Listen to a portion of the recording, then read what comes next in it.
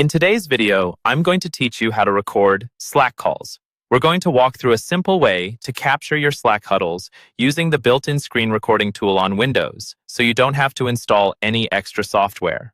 This is great if you want to save a team discussion, share a demo later, or keep a record of decisions made on a call.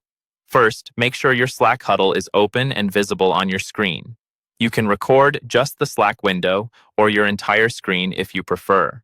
Once you're ready, press the print screen key on your keyboard. On many keyboards, this is labeled as PRTSC. When you press it, the snipping tool overlay will appear at the top of your screen.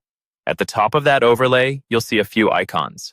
By default, snipping tool is designed for screenshots, so we need to switch it into video mode. Look for the camera icon that has a small video symbol. Click that video camera icon to tell Windows you want to do a screen recording instead of a static snip. Next, you'll choose the exact area you want to record. Your cursor will change to a crosshair. Click and drag to draw a rectangle around your Slack huddle window. Take your time here. Whatever you include in this rectangle will be visible in your final recording. If you want to capture everything you're doing, drag from one corner of your screen to the opposite corner to record the full display.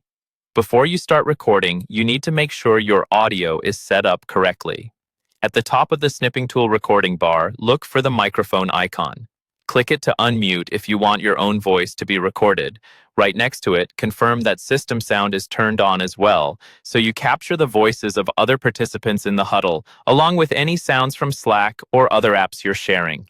When your area and audio look good, click the Start button. You'll see a 3-second countdown, which gives you a moment to get back into Slack and get ready to speak or present.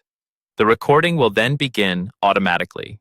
When you're done with the call or have captured what you need, click the red square stop button on the control bar. As soon as you stop, a preview window will appear showing your recording. Watch a few seconds to confirm everything looks and sounds right. From there, click the save icon, which looks like a small floppy disk, and choose the folder where you'd like to store the file. If you simply close the preview or want to find it later, Windows will usually place it in your Videos folder, inside a subfolder called Screen Recordings. And that's all you need to reliably record your Slack calls using the snipping tool.